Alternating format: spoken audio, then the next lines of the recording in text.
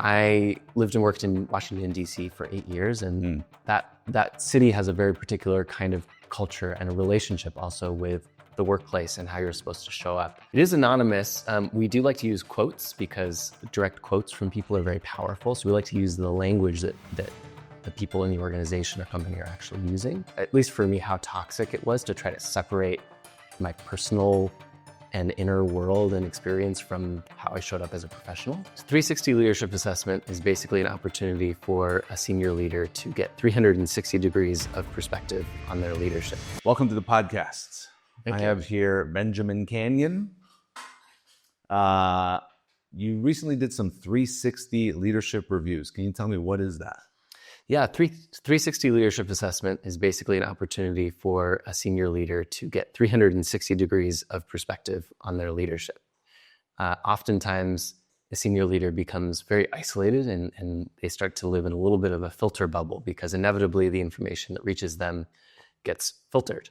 Even if you have an open door policy, even if you welcome feedback, just the nature of power dynamics and the ability to hire and fire people means that people below you who are interacting with you are going to be interacting with you through that lens of power. Mm-hmm. And this type of assessment gives us the chance to gather feedback anonymously from people above and below a leader, on the board, direct reports, and compile and synthesize a complete picture of how that person is showing up in different aspects of their leadership, in different moments, in different contexts.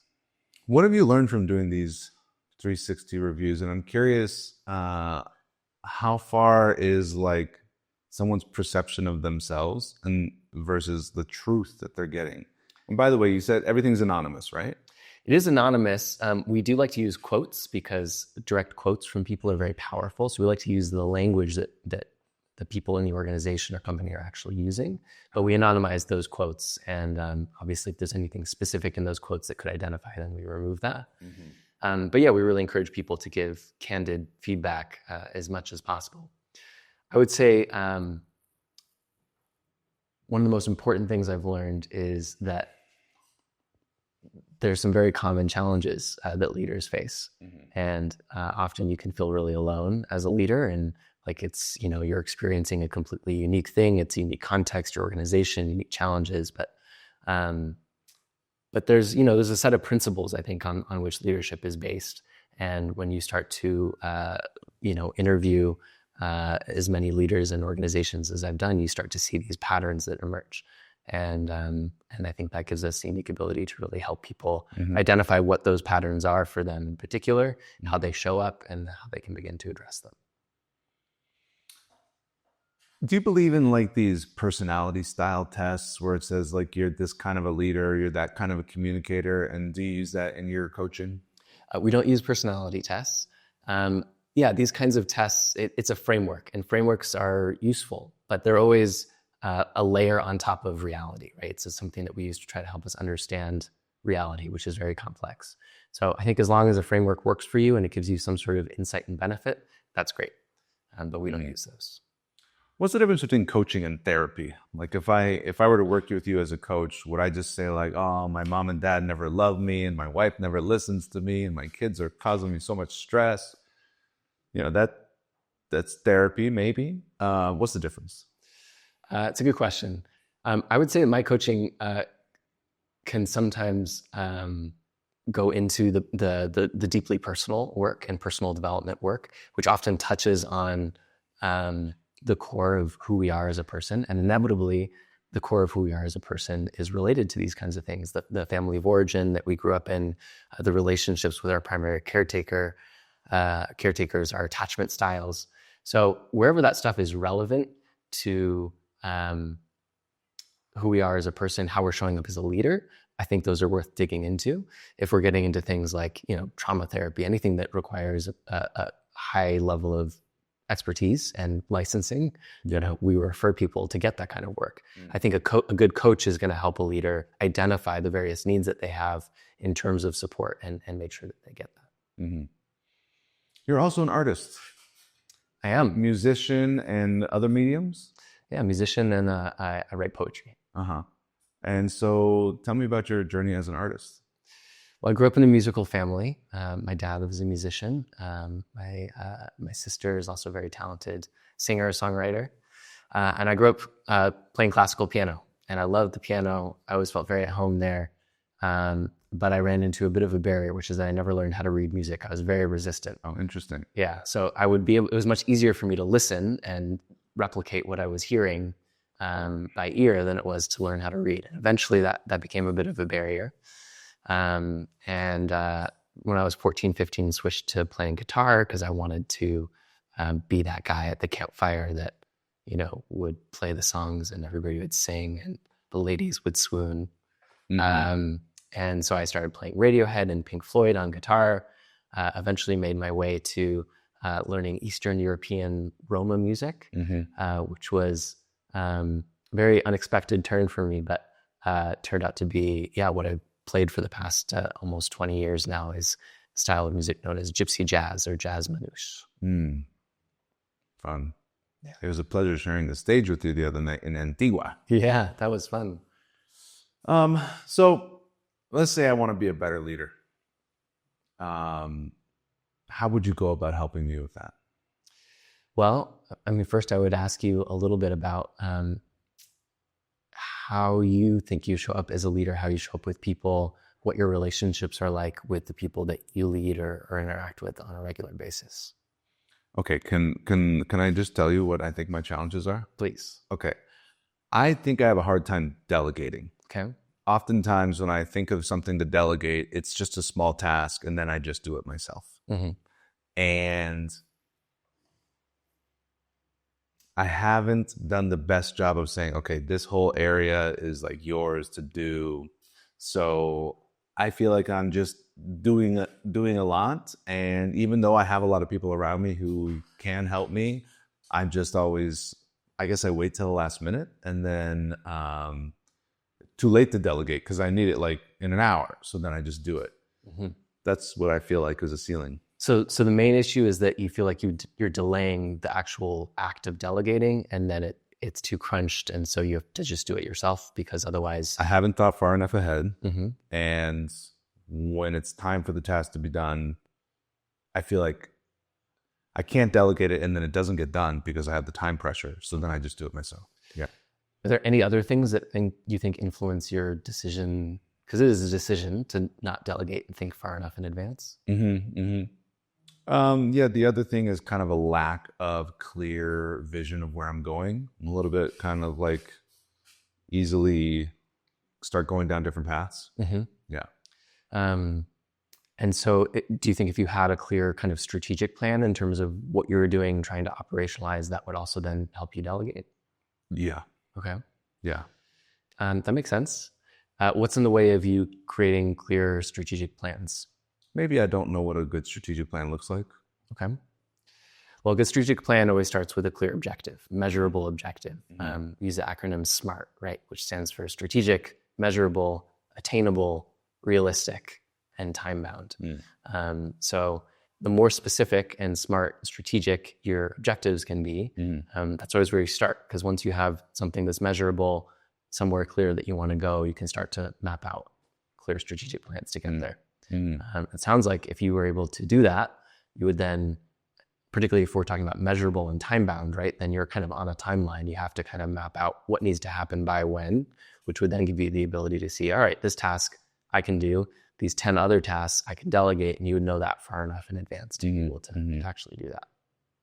How long does it take to make a strategic plan? It depends on what type of project we're working on and what level of detail we're going into. Yeah. But I would say if you give me like an hour to sit down with you, we could map out a pretty strong framework. Oh, good. Okay. An hour we could do. I was thinking, I don't know, it just seemed like a big thing, like a business plan, like a 20-page report. Yeah. So look, there's a lot of value in big strategic plans. And obviously large organizations that have a lot of moving parts in different departments and senior executive vice presidents. Yeah, there's a lot that goes into that level of strategic planning. But I also believe in making plans that are actionable. Mm-hmm. And the longer a plan is, I feel like the less actionable it tends to be because then it just sits in somebody's files and collects virtual dust. Gotcha. So yeah, I'm all about like, what is the quick and dirty framework that we can create? And then you start, it's almost like rendering, right? Like when you're rendering a scene in a virtual environment, the whole thing isn't rendered all the time. It's only whatever kind of camera angle you're pointing at. So I think same with a strategic plan. When you start actually going into the depth of one particular angle, that's when you develop the detail that you actually need to make it, again, a smart objective and actionable. Gotcha. Thank you for explaining that. I always experience you as very calm, grounded, present, and I'm wondering if that's something that you've cultivated. And I wonder, what are your thoughts on like the roles that emotions can play in the workplace? Because sometimes it's like, emotions are for your personal life. We've got work to do here. We'll stay in our head and get things done. But I know the whole human comes to the office with all of their stress and all of their worries and all of their sleep deprivation. And so when you're coaching with someone, do you work with them on these levels of like managing emotion and developing a meditation practice or whatever it is you do to stay so calm and grounded? Great question.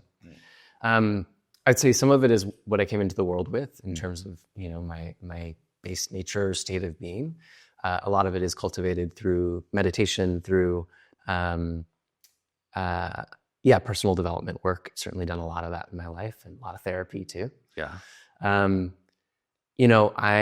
lived and worked in Washington, D.C. for 8 years, and that city has a very particular kind of culture and a relationship also with the workplace and how you're supposed to show up. And it wasn't until I left DC that I started to realize, at least for me, how toxic it was to try to separate my personal and inner world and experience from how I showed up as a professional. How would you describe that culture? I'm just assuming like... it's like, it's personable. Like you can like ask, how are your friends and family, or, how's your son or daughter? It's like that level, but like, you don't want to go any deeper. Like there's no room for that. It's like, okay, because anything deeper, it's like taking time away from important tasks that have to be done. We have work to do. I don't actually care, but like I care, but like really we just got to get shit done. That was my experience. And it's not that I felt like people didn't care about me in a deep way. It just didn't feel like there was ever room for anybody as a full individual to show up. They're sort of like, this is appropriate, this is not appropriate. It's very rule-based, very structured. Yeah. And for me, the people that I work with in an organization or the people that I coach, like I don't want to have like these one-off kind of transactional relationships. Like I actually want to enjoy the people and I want to know them at a deep level. And the reason is that the deeper the fabrics of those relationships, I think the more productive the collaboration and also the more enjoyable. Like life is meant to be enjoyed. So for me, I believe in organizational cultures that really allow for people to show up as full people. That includes emotions. And it doesn't mean that it's appropriate either as a leader or a direct report to blow up and to yell and to raise their voice, right? I think there's still appropriate ways of managing our emotions. But there has to be room for us to express who we are and to move through those different moments that are challenging, inevitably for all of us in the work context, but in a way that allows us to deepen relationships and ultimately lead to more effective teams and teamwork. Cool.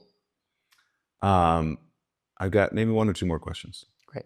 How has poetry and music influenced or affected your skills as a leadership coach?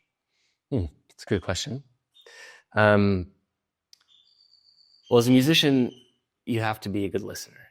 I play jazz, and it's all improvisation, when it comes down to it. And to improvise, well, you have to listen. You have to listen to what's happening in the music. You have to listen to the other musicians. And you're basically layering in to an existing set of circumstances in a way that hopefully is interesting and exciting and playful. And that improvisation is based on an understanding of the music. There's a kind of a technical foundation that's important. But once that technical foundation is important, the rest is just play and improvisation. And I think that's similar to how I show up as a coach. I have the strategic foundations and the intellectual foundations, the context in an organization or a particular sector that allows me to understand how to integrate and layer in and develop strategy that's relevant. But it also allows me then to kind of improvise and play. There's sort of an intuitive way in which I work as a coach. That's very similar to how I improvise as a musician. Got it. And with poetry, like when I think of poetry, I think of like really finding the right words and really having a deep relationship with words. And you know, I'm a lover of words, and I believe like words are how we create a reality and how we connect. And so tell me about your experience with poetry. Yeah. A friend of mine once said that a good poem is like a string of Christmas lights. If one of the lights is broken, you know, on a string of Christmas lights, the whole thing is kind of broken. So there's this process, particularly through the editing of a poem, where you're tweaking a word here or a line break or a comma, punctuation of some kind. And you keep refining and refining and refining until all of a sudden the whole thing lights up. That requires a kind of an ability to map also the various elements of a poem. And I apply that same type of analysis to an individual that I'm coaching or to an organization, where you're looking at kind of a complex environment, a system with a lot of different moving pieces that potentially could be impacted by some type of intervention or change. And I'm always looking for the, you know, what's the minimum viable change, right? Because you don't want to come in there with an axe and just kind of destroy things. So how do you kind of make these subtle tweaks and changes? Where are you going to get the most bang for your buck in terms of an intervention with that eye towards, okay, now something is possible here, that if we make these changes, you know, the whole person is going to light up as a leader. The organization is going to come together in this really spectacular way. Gotcha. Cool. Benjamin, thank you for sharing your wisdom, leadership, music, poetry. How can people get a hold of you? How can people learn more from you and hire you to do 360 leadership interviews and leadership coaching and invite you to play music at their venue? Thank you, Majeed. It's been a pleasure to be here. People can find my consulting website at conspireforgood.com, because we conspire for good. That's why we're here. And my socials are at Benjamin Cameo. There we go. Thank you very much. Thank you, my friend.